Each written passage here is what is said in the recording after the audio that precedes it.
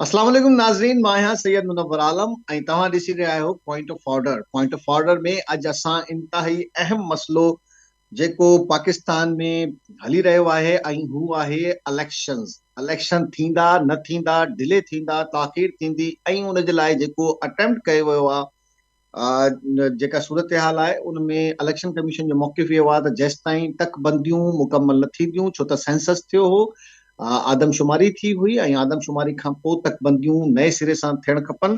छा उन में हल्का बंदियूं थींदियूं? जेका हल्का बंदियूं जी हाणे लिस्ट आई आहे उन में सिंध में जेका देही इलाइक़ा आहिनि, असांजा ॻोठाणा इलाइक़ा आहिनि, उन में रूरल एरियाज़ में सीटूं घटि थियूं आहिनि, अर्बन एरियाज़ में सीटूं वधी वियूं आहिनि ऐं जेका आदमशुमारी आहे उन जा इतराज़ अञा दूर न थिया हुया त सीसीआई जी मीटिंग घुराई वई ऐं सीसीआई जी मीटिंग अगस्त में जॾहिं इहा हुकूमत वञी रही हुई त टोटल 3 ॾींहं अॻु में इहो सॼो कुझु थियो ऐं सीसीआई जी मीटिंग में सेंसस जी मंज़ूरी ॾिनी वई ऐं पोइ तकबंदियुनि जो फ़ैसिलो थियो। तकबंदियुनि में जेको रेशो थियो ऐं हिन हवाले सां जेका टेक्निकल गुफ़्तगू आहे उहो त असां ज़रूरु कंदासीं, पर मेन ॻाल्हि इहा आहे त अवाम इलेक्शन जे इंतज़ार में आहे ऐं जेका तकबंदियुनि जे हवाले सां सूरत हाल आहे उन में लॻे ईअं थो त इहो न सिर्फ़ु डिले थींदो, इहो पहिरें त हिन में एतिराज़ ईंदा, डिस्प्यूटेड थी वियो आहे मामिलो। पहिरें त एतिराज़ ईंदा, एतिराज़ पहिरें इलेक्शन कमीशन में डिस्कस थींदा, उन खां पोइ माण्हू ॻाल्हि ॻाल्हि हाई कोर्ट ऐं सुप्रीम कोर्ट ताईं वेंदा ऐं जेसि ताईं इहो मामिलो हल न थींदो तेसि ताईं इलेक्शन पॉसिबल न आहे। जनवरी जी डेट ॾिनी वई आहे या जनवरी जो आख़िरी हफ़्तो इलेक्शन कमीशन चयो आहे त पॉसिबल आहे त 2024 जनवरी में इहो पॉसिबिलिटी आहे इलेक्शन जी, पर उहो बि मुमकिन नज़र नथो अचे। ऐं छा तकबंदियुनि जे हवाले सां सूरत हाल आहे उहो असां डिस्कस करण जे लाइ सभ खां पहिरियों त हिन ई हवाले सां तकबंदियुनि जे हवाले सां असांखे जॉइन कयो आहे इंतहाई सीनियर सहाफ़ी आहिनि, तज़िया निगार आहिनि ऐं मज़बूत ग्रिप आहे सेंसस जे हवाले सां, तकबंदियुनि जे हवाले सां जब्बार अब्दुल नासिर साहब असांखे जॉइन कयो आहे। जब्बार साहब अस्सलाम वालेकुम। वालेकुम सलाम मनवर भाई, खैरियत है? अल्लाह का शुक्र है, आप सुनाएं, सब खैरियत है? ठीक है। हाँ अल्हम्दुलिल्लाह, अल्लाह का करम है। क्या कहना चाहेंगे, ये क्या माजरा हो गया? ये जो तकबंदियां आप ये है, ये बाकायदा एक क्या टेक्निकली बिल्कुल ठीक हुआ है या इसमें टेक्निकली जबरन कोई ऐसा काम किया गया है ताकि आगे मामलात को बढ़ाया जा सके? वो उस पर हम बाद में आएंगे, पहले तो हम टेक्निकल गुफ्तगू कर लें। क्या वाकई ऐसा था कि देही इलाकों में इतनी कम हुई कि सीटें कम करनी पड़ गई? देखिए मुनव्वर भाई, आप भी एक समझते हैं सूरत हाल को, और ये तो एक उसूली बात है कि शहरों की आबादी वो बढ़ रही है रेगुलर, ये देही आबादी कम हो रही है, ये पूरी दुनिया का एक उसूल है और हमारे यहाँ भी है। तो इस मतलब भी तकरीबन ऐसे ही हुआ है, कोई 1 से तकरीबन 2% के करीब जो है ना शहरी आबादी पूरे पाकिस्तान का तकरीबन 2, कहीं 2.25, कहीं 1.5%, कहीं 1%, लेकिन मजमूई पर तकरीबन 2% हमारे सूबे सिंध में भी जो है ना शहरी आबादी मजमूई तौर पर बढ़ी है। और इसमें सबसे ज्यादा जो आबादी बढ़ी है शहरी, वो कराची में बढ़ी है। तो कराची का इशारा इजाफा जैसे मरदमशुमारी में 27% था, उसका बेनिफिट ये हुआ है कि जो दही सिंध है वहाँ से एक कौमी सिंधी की नशिस्त कम होकर वो कराची मुंतकिल हो गई, और इसी तरह 3 सूबाई सिंधी की नशिस्तें वहाँ से मुंतकिल हो गई, कराची की मुंतकिल हो गई हैं। तो ये तो एक था, ये समझ में बिल्कुल आता था ये होगा, और तो ये तो बिल्कुल उसके मेरे ख्याल से इसमें कोई ऐसी अनहोनी बात नहीं थी। हाँ, ये ज़रूर था कि जो मरदमशुमारी हुई थी, जिस तरह पहले के आदाद शुमार कुछ और थे और जब फाइनल आदाद शुमार आए तो उसमें कुछ और आए, उस पे तो आप शुकूक व शुबहात का इजहार कर सकते हैं और करना भी चाहिए, और वो इस काबिल हैं कि उसको उन पर शुकूक व शुबहात किया जाए। बल्कि मैं एक से ज़ायद मरतबा अपनी तहरीरों में भी, अपने ट्वीट्स में भी लिखा था कि ये मैनेज जो है ना मरदमशुमारी है। अगर यही कुछ आपने फार्मूला लगाना था तो नहीं, तो मैंने मरदमशुमारी अगर थी, आपको नजर आ रही है, मुझे नजर आ रही थी, हम लिखा भी है, सब कुछ है, नजर भी आ रहे थे, जी। स्टेटिस्टिक्स भी बता रहे थे, تو یہ شاعری پاکستان پیپلز پارٹی کو یا مراد علی شاہ صاحب کو سمجھ میں نہیں آ رہی تھی؟ میرے خیال سے آپ میں یہ سوال میں نے شاہ صاحب سے پوچھا تھا جب انہوں نے مردم شماری منظوری کے بعد اگلی پہلی جو پریس کانفرنس میں، یہی چیز ہم نے ان سے پوچھا تھا کہ بھئی یہ کیسے ممکن ہوا، کیسے اتفاق ہوا کہ پورے پاکستان میں یہ 7 مردم شماریاں ہوئی. آپ اور میں ان پریس کانفرنسز میں تھے، مردم شماری پر جو اعتراضات تھے وہ تو ڈے ٹو ڈے کی بنیاد پہ مراد علی شاہ صاحب اٹھا رہے تھے. جی جی جی جی.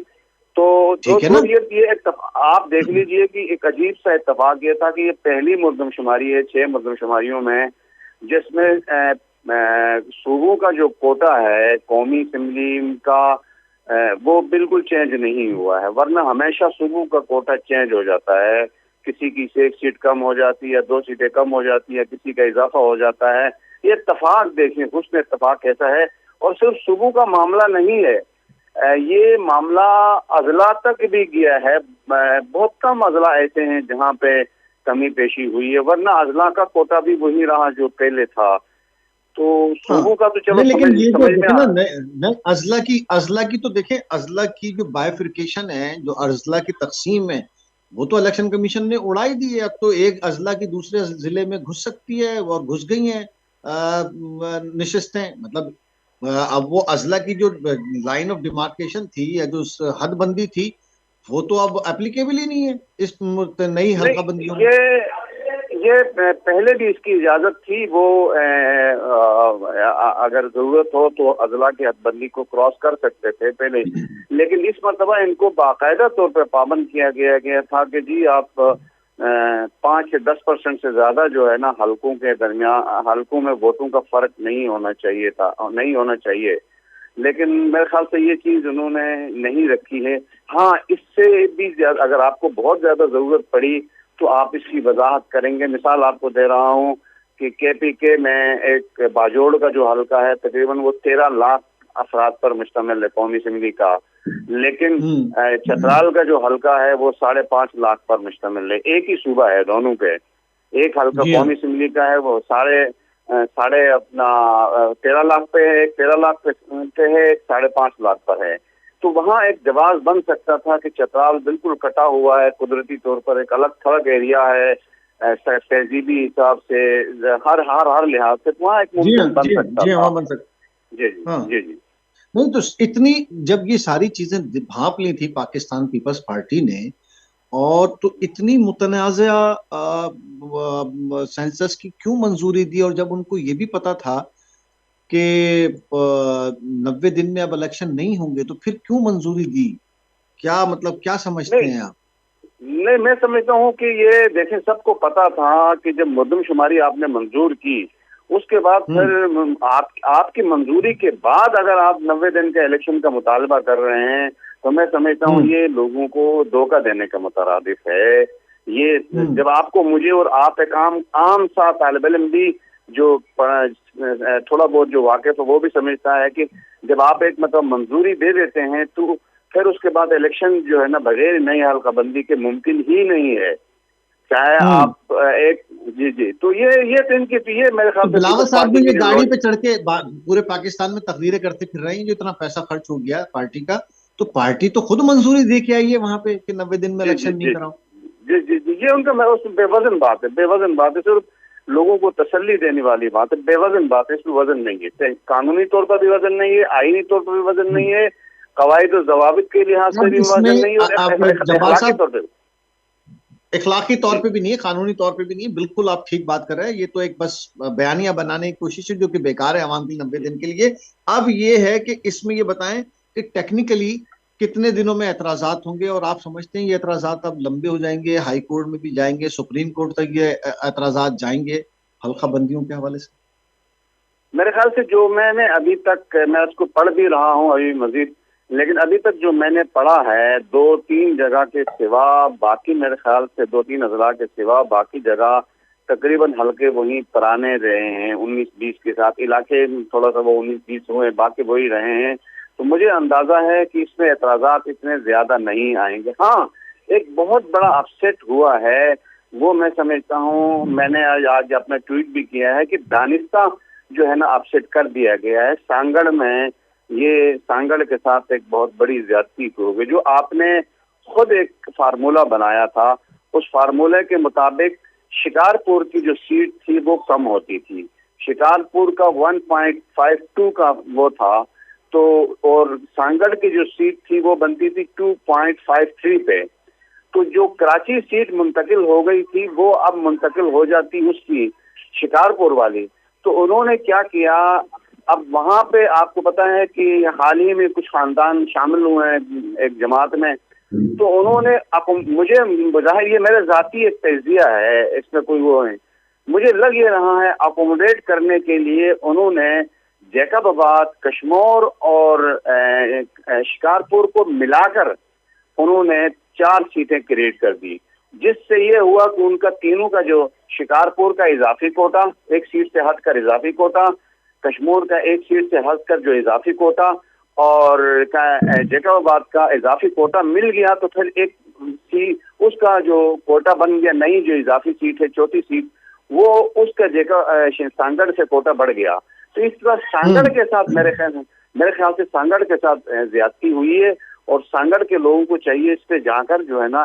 اچھا سانگڑ میں بھی دیکھیں نا، وہ 2 حلقے، ایک حلقے میں جی ڈی اے پچھلی مرتبہ جو غالباً حاجی خدا بخش راجڑ تھے وہ صرف 300 ووٹوں سے ہارے تھے. شازیہ بری صاحبہ وہ تقریباً 10,000 ووٹوں سے وہ جیتی تھی. تو یہ دونوں حلقے ملا کے اب ایک کر دیا انہوں نے، اور تھوڑا سا اس کا علاقہ کاٹ کے جو ہے نا انہوں نے دوسرے حلقے میں ڈال دیا ہے، جہاں پر وہ تقریباً کوئی 60,000 سے پیپلز پارٹی کا امیدوار جیت گیا تھا. تو میرے خیال اور سے یہ سب سانگڑ کچھ کے ساتھ ہوتے ہوئے، یہ سب زیادہ کچھ ہوتے، یہ ایسا ممکن نہیں ہے کہ سب کچھ ہوتے ہوئے پاکستان پیپلز پارٹی نہ دیکھ رہی ہو. نہیں، میں اب کسی نے کیا بھی ہے کہ کوئی پارٹی انوالو ہے یا نہیں ہے وہ الگ بات ہے، لیکن جنہوں نے کیا ہے، وہ آپ نے میرا ٹویٹ بھی دیکھا ہوگا، جنہوں نے کیا ہے وہ اتنے آندے تھے کہ میں نے تینوں، اگر آپ نقشے رکھے ہیں، میں نے تینوں 2018 کا بھی رکھا ہے، پھر 2022 میں جو حلقہ بندی ہوئی تھی وہ بھی رکھی ہے، اور موجودہ حلقہ بندی بھی رکھی ہے. تو یہ ٹیکنیکلی اگر اس کو جا کے تو اٹھایا سانگڑ جائے کے ساتھ طریقے سے. آپ سمجھتے ہیں زیادہ ذاتی. ٹھیک ہے جبار صاحب، تھینک یو ویری مچ، بہت اچھا تجزیہ آپ کا، thank you very much. Jabbar Abdul Nasir صاحب اساں سان موجود हुयो ऐं वाज़े तौर पे हुन चयो आहे त इलेक्शन कमीशन पंहिंजे ई फार्मूले खे अॻिते पोइते कयो आहे. शिकारपुर में जेको फार्मूलो अप्लाई थिए थो उहो सांगड़ में नथो थिए, ऐं जाणे वाणे लॻे थो त इलेक्शन कमीशन इहो पाण डिस्प्यूटेड कयो आहे त छो एतिराज़ अचनि, डिले थिए या डिलेइंग टैक्टिस आहिनि. ऐं पीपल्स पार्टी ख़बर हुई त 90 डेज़ में इलेक्शन न थींदा, पोइ बि हाणे नारा हणनि था त ही आवाम पाण सम्झे त छा बिलावल भुट्टो साहब चाहे थो. हुननि खे ख़बर हुई त 90 डेज़ में इलेक्शन न थींदा, हाणे नारनि सां कुझु न थींदो. असां डिस्कस कयूं था तकबंदीअ जे हवाले सां, ऐं जेका इलेक्शन डिले थिया आहिनि, छा इहा वाकई जेन्युइन रीज़न आहे या इन जी रीज़निंग कई वई आहे. असांखे जॉइन कयो आहे पाकिस्तान तहरीक इंसाफ जा हाणे तर्जुमान बि आहिनि, सीनियर कानूनदान आहिनि, शुएब शाहीन साहब असां सां मौजूद आहिनि. शुएब साहब अस्सलाम वालेकुम. वालेकुम सलाम. शुएब साहब क्या कहना चाहेंगे, जो हल्का बंदियां होनी थी वो हो गई हैं तकरीबन, अभी उनके नोटिस फिर उसको प्रोसेस को किया जा रहा है, एतराजात आएंगे, इलेक्शन फिर अभी कोई हतमी तारीख नजर नहीं आ रही, 28 जनवरी कहा जा रहा है. इंतहाई सख्त मौसम होता है आधे मुल्क में. क्या कहना चाहेंगे कि ये हल्का बंदियां वाकई कोई जेन्युइन चीज थी या ये बहाना था?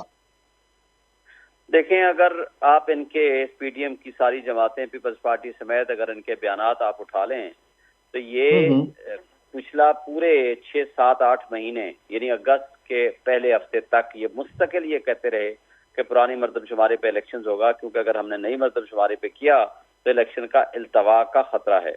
लेकिन जब इन्होंने देखा कि ये इलेक्शन नहीं जीत सकते पीटीआई से, तो इन्होंने शोशा छोड़ा. पहले तो ये कहा कि जी हम 90 डेज में इलेक्शन कराएंगे, 60 डेज की बजाय हम 3 दिन पहले इसको डिसॉल्व कर देंगे. वो किया उन्होंने खैर, और डिसॉल्व करने से 4 दिन पहले यानी 5 अगस्त को 4 को उन्होंने 9 को डिसॉल्व की. तो जनाब वो ये मीटिंग रख के सीसीआई की اور یہ سینسس کو اپروو کر دیا۔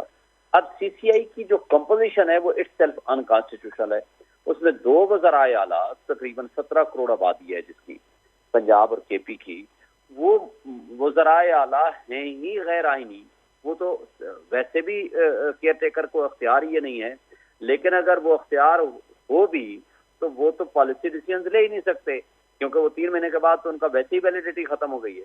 تو میرا خیال ہے کہ وہ پھر انکانسٹیٹیوشنل قسم کا یہ جو ایکشن کیا وہ بیسیکلی پی ٹی آئی سے ڈر کے اور بہانہ بنا کے کہ کسی طریقے سے ہم الیکشن کا التوا کرنے میں کامیاب ہو جائیں۔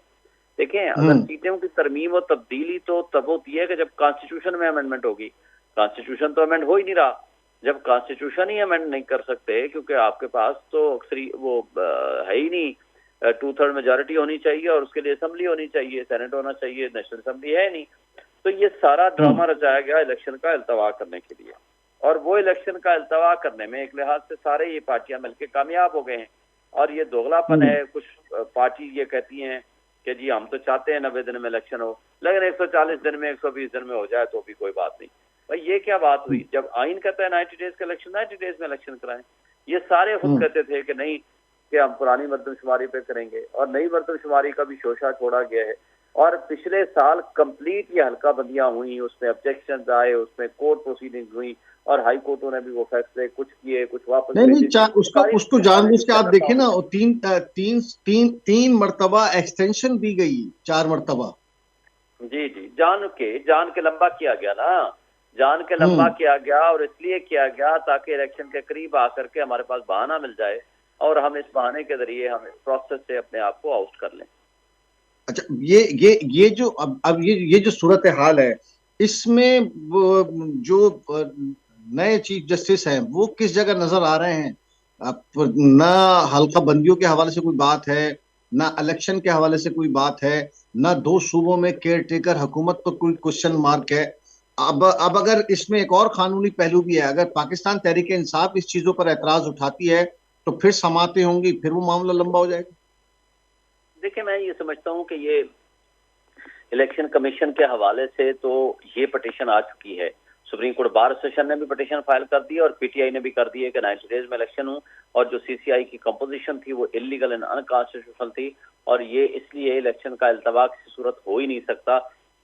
وہ آرٹیکل 224 بڑا انکوالیفائڈ اینڈ انکنڈیشنل آبلیگیٹ کرتا ہے اور امپاور کرتا ہے اور ان کو پابند کرتا ہے۔ لیکن شیخ صاحب یہ اتنا آسان معاملہ تو نہیں ہے کہ چند دن میں حل ہو جائے سپریم کورٹ میں۔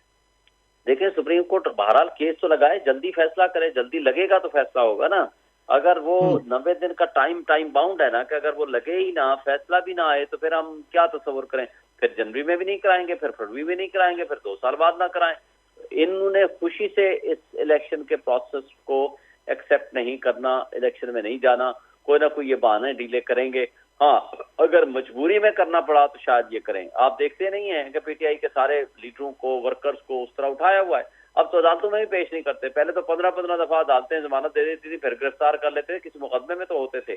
اب تو وہ فاروق حبیب کو اٹھا لیا، اس کو کوئی پتہ نہیں کس عدالت میں لے گئے، عثمان ڈار کو اٹھایا کس عدالت میں لے گئے کوئی پتہ نہیں، کسی میں بھی نہیں لے کر گئے، شیخ رشید کو اٹھایا ہوا ہے، ادھر سے ذاکر عباسی کو اٹھایا ہوا ہے، ساری لیڈرشپ کو یا اٹھایا ہوا ہے یا بند کیا ہوا ہے۔ اگر یہ طرز عمل ہے تو ہمارے یہاں پھر بنیادی حقوق تو ہے نہیں۔ آپ الیکشن سے میں دھاندلی تو ایک بات ہے، آپ کسی کو فیلڈ ہی نہیں دے رہے، لیول پلینگ فیلڈ بھی دور کی بات ہے۔ آپ ایک پارٹی کو اتنا کرش کر رہے ہیں، آنکھ کانیں بند کی ہوئی ہیں الیکشن کمیشن نے، جس کی ذمہ داری ہے کہ ان چیزوں کو آبزرو کرے۔ کیئر ٹیکر کا یہ کام نہیں ہے کہ اس طرح سیاسی انتخاب کے لیے نشانے بنائے اور سیاسی انتخاب کے مقدمات درج کرے۔ بہرحال یہ سب کچھ ہم اپنی آنکھوں سے دیکھ رہے ہیں، اور سب آپ وہ تو دیکھ رہے ہیں، مطلب جو جس ادارے کا کام ہی ایک ہے کہ وہ اس کو صرف الیکشن کرانے ہیں، اور جس طریقے سے پچھلے 1.5 سال سے ہم دیکھ رہے ہیں کہ وہ الیکشن سے فرار حاصل کر رہا ہے اور اس پر عدلیہ کے فیصلے نہیں مانے جا رہے، تو اب پھر اس پہ عمل درآمد کرائے گا کون؟ دیکھیں عمل درآمد تو عدلیہ نے ہی کرانا ہے نا۔ عدلیہ کا کام ہے نا کہ اگر کمزور آدمی کے خلاف فیصلہ کریں تو اس کو فوری طور پر عمل درآمد کرا رہے ہیں، اگر بڑے آدمی کے خلاف فیصلہ کریں تو اس پہ عمل درآمد روک دیں یا ڈیلے کر دیں۔ تو میرا خیال ہے کہ اس پہ سپریم کورٹ کی ڈبل ذمہ داری ہے کہ فیصلے دے اور پھر اس پہ عمل درآمد بھی کرائے۔ نہیں تو اس صورتحال میں آپ یہ دیکھیں حلقہ بندیاں ہو گئی، اگر چلیں جی شیڈیول کا اناؤنس ہو جاتا ہے तो आप समझते हैं पाकिस्तान तहरीक इंसाफ के उम्मीदवार फॉर्म जमा करा सकेंगे, निशान अलाट हो सकेगा, -1 की बातें हो रही हैं? देखिए, निशान तो ज़ाहिर इलेक्शन कमीशन ने दे दिया है, उसके ऊपर तो पार्टी के ऊपर तो कोई बैन तो नहीं है ना, पार्टी को निशान तो होगा। लेकिन अब मसला वही है ना कि -1 के फार्मूले के ऊपर जो काम कर रहे हैं, लेकिन -1 नहीं ना, -ऑल करना चाह रहे हैं ना, सिर्फ पीटीआई -ऑल लीडर। तो बात यह है कि उसको आप जो है सब कुछ आपके सामने है। बहरहाल जो भी हालात हैं, हम तो उसको इलेक्शन चाहते हैं और इलेक्शन के लिए जो हम एफर्ट्स कर सकते हैं वो हम करेंगे।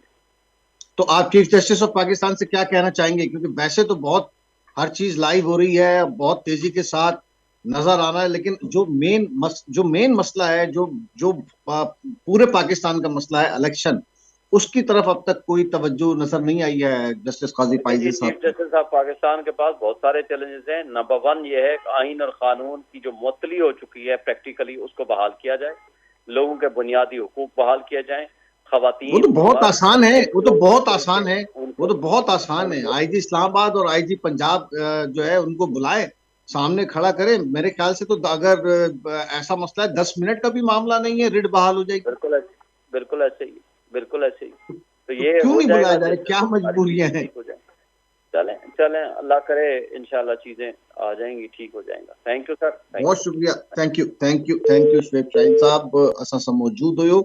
ऐं इहो ई मौक़िफ़ हुयो त हल्का तकबंदियूं थी वयूं, पर तकबंदियूं गैर कानूनी आहिनि, अनकॉन्स्टिट्यूशनल आहिनि, छो त कॉन्स्टिट्यूशन में तब्दीली थियणी आहे ऐं कॉन्स्टिट्यूशन ई तब्दील न थियो आहे त पोइ बि जेका बि तकबंदियूं आहिनि गैर आइनी आहिनि। ऐं जॾहिं बि ही मामलो कोर्ट में वेंदो, पर कोर्ट में इहो ख़तम थी वेंदी सॼी शइ।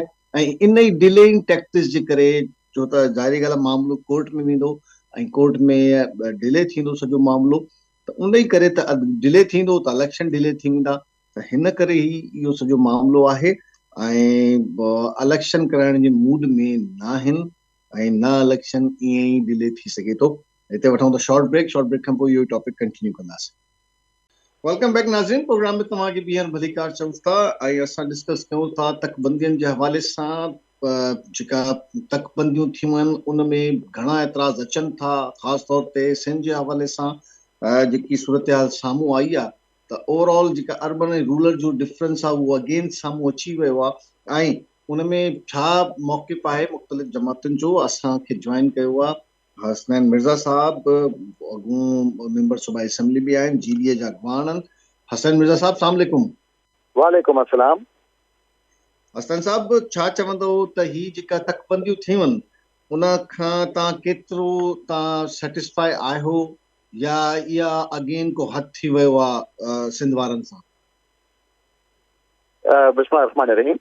सभिनी खां पहिरीं त आउं इहो चवणु चाहींदुसि कि भले शहरी इलाइक़ा हुजनि या ॾही इलाइक़ा हुजनि, इहो सॼो सिंध असांजो आहे ऐं असांखे एतिराज़ इहो रुॻो थिए थो कि प्रॉपर ॻणप जेकी आहे हुन ते रिजर्वेशन आहिनि ऐं शहरनि खां वधीक ॻोठनि में देहातनि में तव्हां ॾिसो था लॉ एंड ऑर्डर जी सिचुएशन अहिड़ी आहे, कचे जे सॼे इलाइक़े में कीअं ई इन्यूमरेटर्स विया हूंदा, कीअं गणप थी हूंदी, काफ़ी एरियाज़ फ्लड अफेक्टेड हुआ, उते एक्सेस जेको आहे गस रस्ता वग़ैरह उहो सभु टुटियल हुआ, उते कीअं इन्यूमरेटर्स पहुता हूंदा।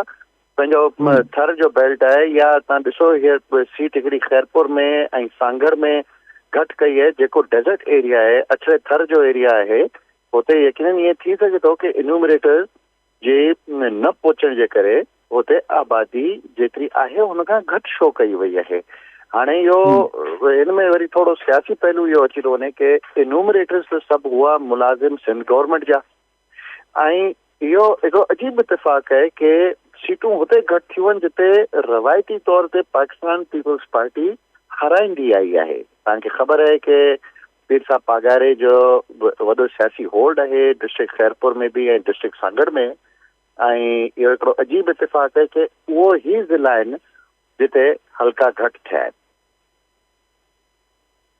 हा, उहो ठीकु आहे, पर एतिराज़ कंहिं जमा करायो आहे तव्हां को बदीन में तकबंदियुनि जे हवाले सां या जेका आदमशुमारी हुई उन में तव्हांजा कुझु एतिराज़ हुया पहिरीं? सही है कि जेको प्रिलिमिनरी आहे इलेक्शन कमीशन जी हदबंदी उहो कल ही शाया थी है, त उहो असां ॾिठी आहे रिगार्डिंग बदीन डिस्ट्रिक्ट बदीन में मां हुन में एतिरो चवां वधीक थो त आदमशुमारी में बि एतिराज़ात हुया न, जीअं एतिराज़ात हुया टे दफ़ा, ऐं हिन में त MKM जो वॾो पार्ट आहे। MKM उन जॾहिं सिस्टम चेंज पियो थिए, MKM उन में फ़ाइदो वरितो, ऐं जेको आदमशुमारी हुई उन में हुन जेको डिमांड रखियो 3 दफ़ा एक्सटेंशन थी डेट, त हू सियासी तौर ते त मुतहदा क़ौमी मूवमेंट पंहिंजो कमु करे वई।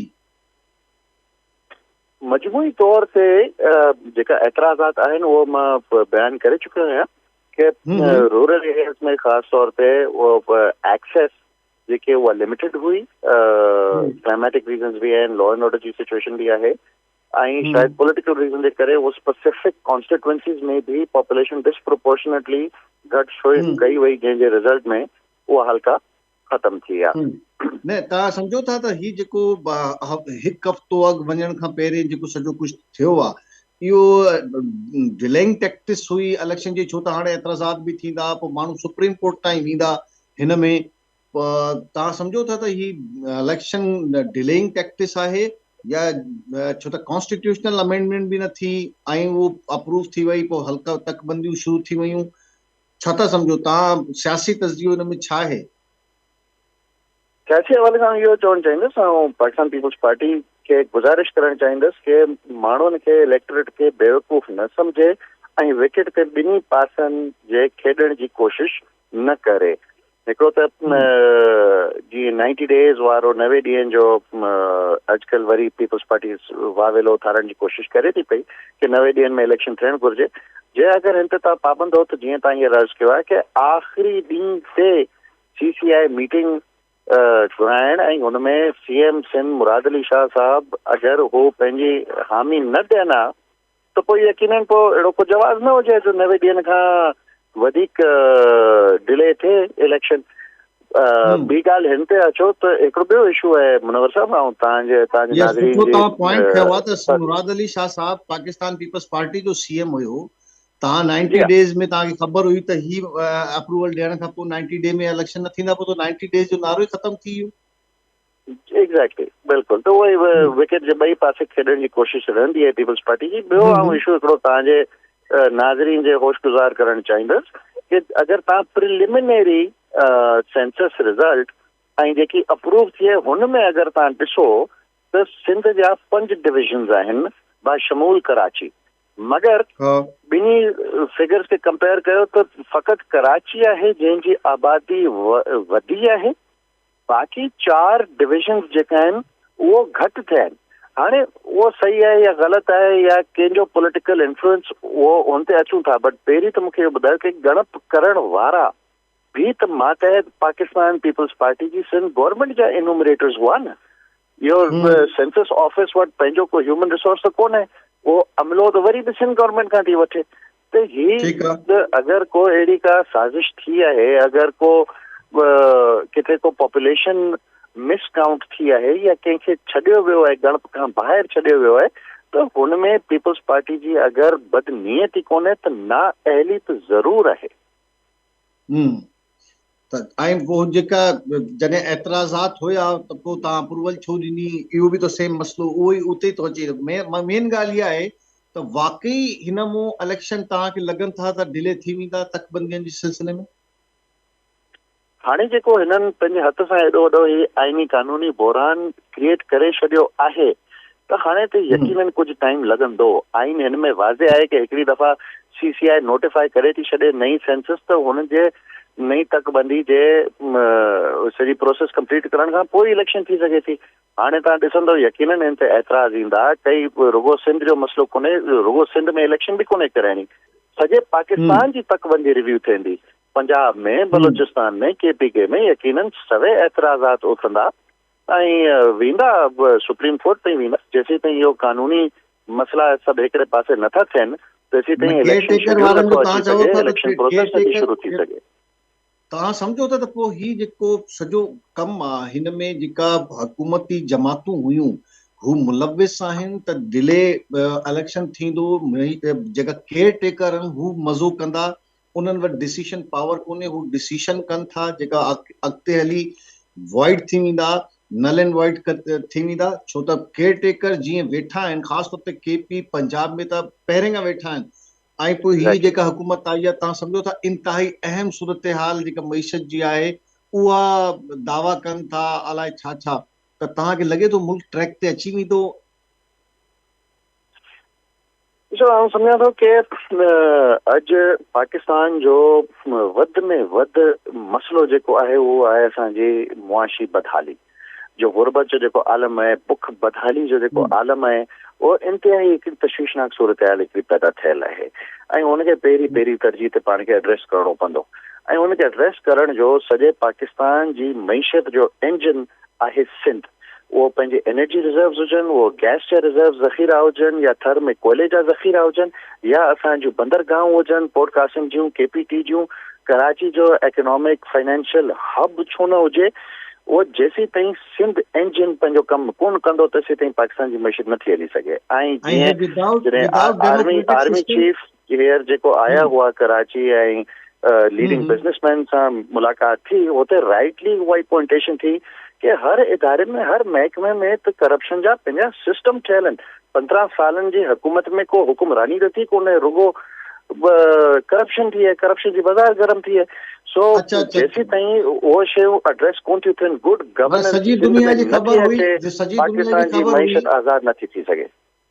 तव्हां चओसि था सॼी दुनिया जी ख़बर हुई चीफ साहब खे, पर इहा ॻाल्हि उन्हनि खे ख़बर न हुई त वॾे अरसे खां हिते सिस्टम ठहियल आहे। तव्हां इहो चवण था चाहियो? आउं चवंदो कि आर्मी चीफ साहब जो जॾहिं बिज़नेसमैन जॾहिं हुननि खे ब्रीफ कयो, ॾिसो ease of business, ease of doing business हिकिड़ो कॉन्सेप्ट हूंदो आहे सॼी दुनिया में। ब्रीफ कयो त जी बिल्कुलु ठीकु आहे, पर ॻाल्हि इहा आहे त ही शयूं घणे अरसे खां थी रहियूं आहिनि। मज़बूत सिस्टम छा आहिनि?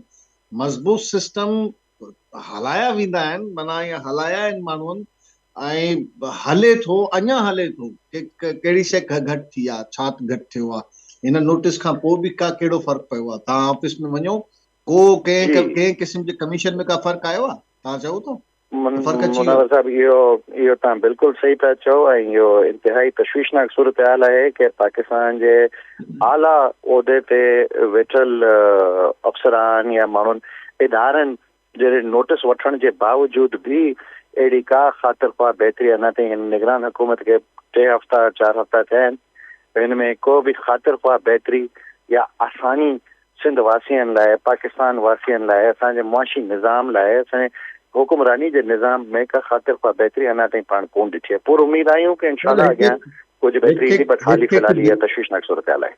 पर हिकु डीसी असिस्टेंट कमिश्नर 5 अरब रुपया अलाए किथे कया आहिनि, 18 ग्रेड जा 19 ग्रेड जा ऑफिसर अरबे रुपए जी करप्शन में, तव्हांखे सभु ख़बर आहे। त बाक़ी MP ऐं MNAs त छॾियोसि, किथे कंहिं ते हथ विझो आहे? जी हा, इहा बिल्कुलु इहा ई सूरत हाल आहे जंहिंजी निशानी कयूं था पिया। तव्हांखे यादि हूंदो हींअर हालिया जेको नेशनल हाईवेज जो बि, मोटरवेज वारो बि हो करप्शन जो मैटर, उहो बि पाण चाहियूं था उहो बि हुनखे बि ॾिसनि सुठे नमूने। Billions of rupees land acquisition जे मद में फ्रॉड करे DC 4-5 ज़िलनि जा खाई विया भॼी विया, उहो बि खुले। इहे हर डिपार्टमेंट में तव्हां ॾिसंदव, सिंध बिल्डिंग कंट्रोल अथॉरिटी में जेको थियो आहे, पंहिंजो पुलिस डिपार्टमेंट, रेवेन्यू डिपार्टमेंट, हर डिपार्टमेंट जो इहो हालत लॻी पई आहे। तव्हां ॾिसो इरिगेशन डिपार्टमेंट में बिलियंस ऑफ रुपीज़ जो फ़ैसिलो कंदो, मिर्ज़ा साहब किथे फ़ैसिलो थींदो, किथे केस हलंदो, केरु कंदो, उहो माण्हू किथां आणींदो, उहो माण्हू किथे रहंदा, हिन ई सोसाइटी जा हूंदा, उहो ई हाल हूंदो। Thank you very much Hasnain Mirza साहब, वॾी महिरबानी तव्हांजी। इहा ई सूरत हाल आहे, ऐं जेका अहम ॻाल्हियूं कयूं आहिनि हसन मिर्ज़ा साहब, ऐं हुनमें इहो ई उन्हनि जो चवणु इहो आहे त जेका बि तकबंदियूं थियूं आहिनि उनमें वॾा मसइला आहिनि, ऐं पर इहा न हेली पाकिस्तान पीपल्स पार्टी जी आहे, छो त मुराद अली शाह साहब इन्हनि तकबंदियुनि जे हवाले सां ऐं CCI में जेका अप्रूवल ॾिनी वञी उहा मुराद अली शाह साहब ॾिनी, ॻाल्हि आहे तकबंदियुनि जे हवाले सां ऐं ख़ासि तौर ते सिंध में जेका तकबंदियूं थियूं आहिनि उन्हनि में जेको सूरत हाल साम्हूं आई आहे उन हवाले सां असां ॻाल्हि ॿोल कयूं था। ऐं छा इहा तकबंदियूं जेको थियूं आहिनि उहो उनजो मक़सदु इन टाइम में छा आहे, छा उन सां फ़ाइदो थींदो या उन सां को नुक़सानु थींदो। असांखे जॉइन कयो आहे पाकिस्तान पीपल्स पार्टी सिंध जे सदर जनाब सेंटर निसार खोड़ो साहब।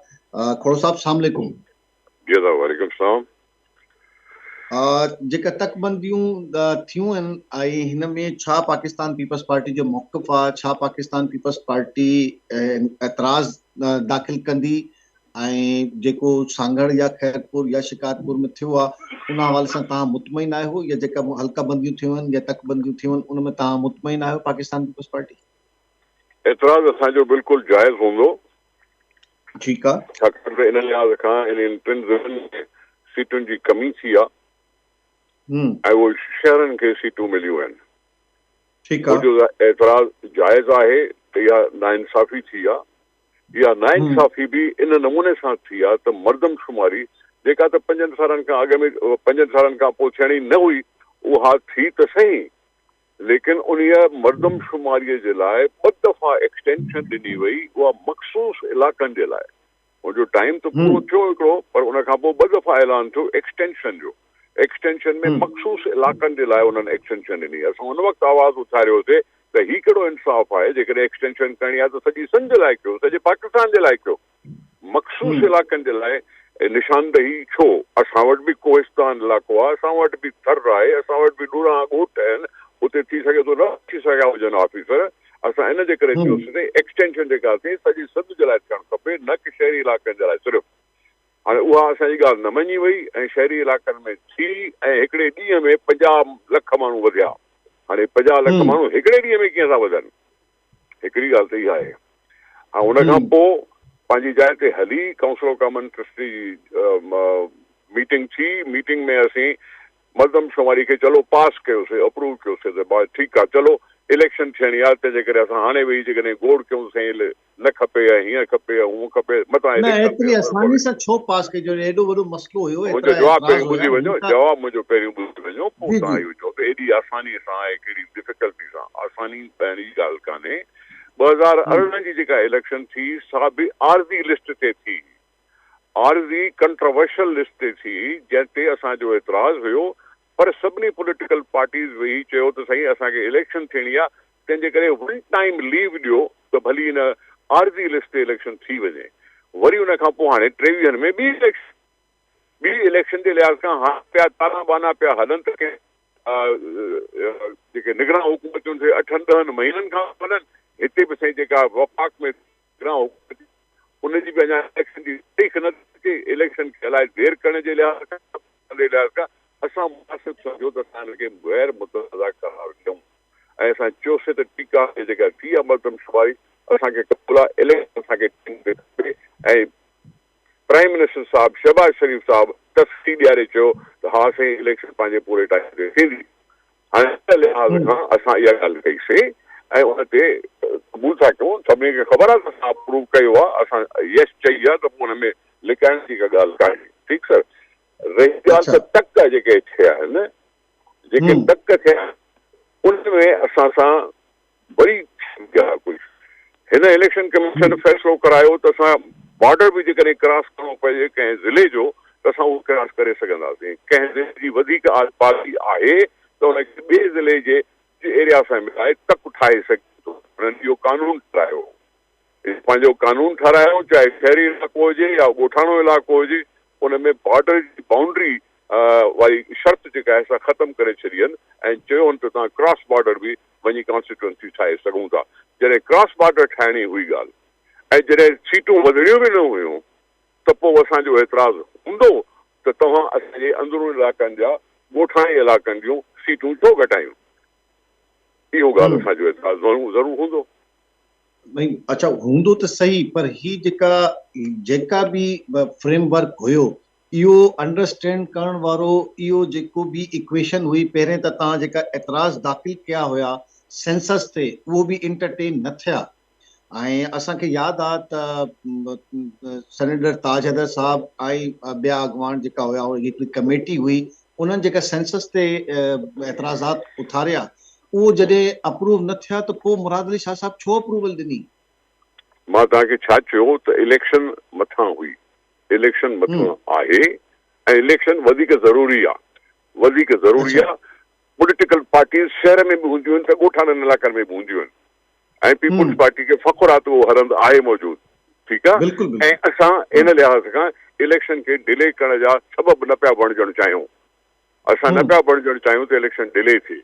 ऐं असांखे प्राइम मिनिस्टर जी इहो वाइदो बि असांखे ज़हन में हो, जंहिं हुन चयो त इलेक्शन मुक़ररु वक़्त में थींदी। मुक़ररु वक़्तु छाजो? आइन वारो पूरो न थियो त छा सज़ा ॾींदो तव्हां एक्स प्राइम मिनिस्टर खे? छा असां एक्स प्राइम मिनिस्टर खे सज़ा ॾियण जी कहिड़ी ॻाल्हि थींदी?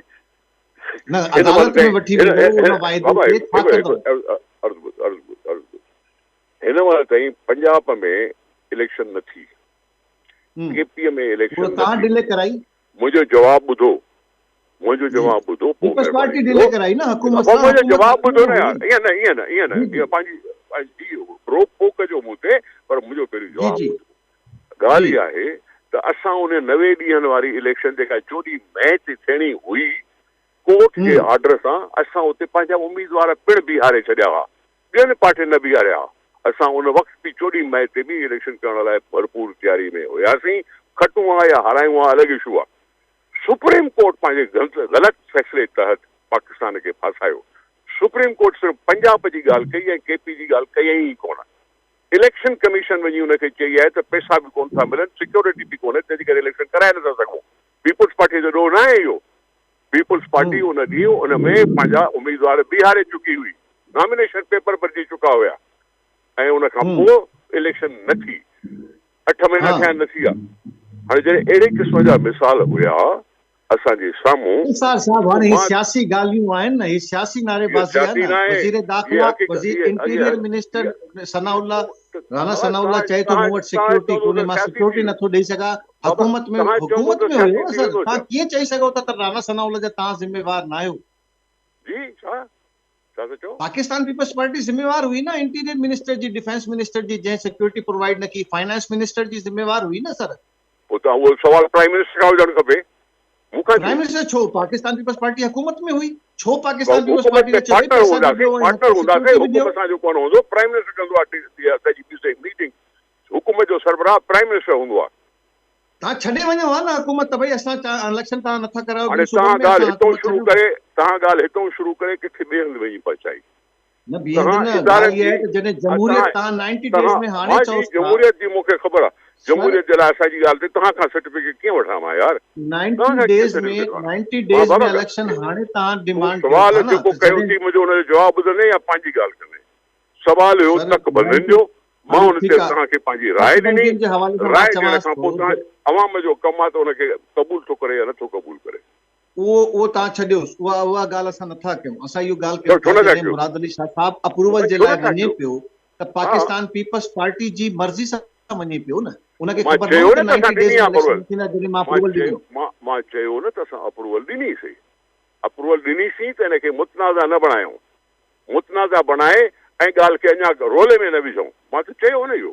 बाक़ी तव्हांखे मां इहा ॻाल्हि कयांसि थो न, तव्हांखे कैलकुलेशन न हुई त जॾहिं असां अप्रूवल ॾींदासीं त घणनि ॾींहंनि में इलेक्शन थींदो, तकबंदियूं घणनि ॾींहंनि में थींदियूं, इहा इन विदाउट इहा प्रिपरेशन जे तव्हां अप्रूवल ॾिनी आहे पीपल्स पार्टी। हाणे असां त कल्ह ॼाणा आहियूं न, असांजी पार्टी त सिर्फ़ु हिकिड़ो साल मस थी आहे जो एग्ज़िस्टेंस में आयो, 50 साल त असां गुज़ारिया कोन। तव्हांजो इहो चवण तव्हांखे ख़बर हुई त मां पंहिंजे वसूक सां, पंहिंजी पूरी रिस्पॉन्सिबिलिटी सां चवां थो, हा असां इन मर्दमशुमारी खे कंट्रोवर्शियल न करणु चाहियूं। हाणे बाक़ी ॻाल्हि जेका थींदी सा वञी थींदी इलेक्शन में। न उहा न, इहा कैलकुलेशन मां पुछांसि थो त मुराद अली साहब खे इहा कैलकुलेशन न हुई त पोइ 90 डेज़ में इलेक्शन न थींदा, मां अप्रूवल ॾींदुमि त छा शहबाज शरीफ खे ख़बर नहीं? छा शहबाज शरीफ खे ख़बर नहीं त 90 ॾींहं करे पूरा थींदा? भई त तव्हां पोइ ज़ाहिरी ॻाल्हि आहे, पोइ त हुकूमत त डिले पोइ चाही न, पोइ त सीधी सही ॻाल्हि थी वई। तव्हां हाणे मञी छॾियो त हा ख़बर हुई सभिनी खे त 90 डेज़ में इलेक्शन न थींदा। छो शहबाज शरीफ खे ख़बर नहीं छा? त पोइ तव्हां पोइ मुतालबो छो था कयो ट्रक ते चढ़ी त 90 डेज में इलेक्शन करायो न त एहतजाज थींदो। उन वक़्तु बि कयो, अॼु बि कयो, सुभाणे बि कंदुसि। मुंहिंजे मुतालबे खां तव्हां मूंखे कीअं था हटाए सघो? मुंहिंजे ॻाल्हि ॿुधो साईं, ॻाल्हि ॿुधो, मुंहिंजे मुतालबे खे तव्हां रद्द करण वारा न थियो न। मुंहिंजो मुतालबो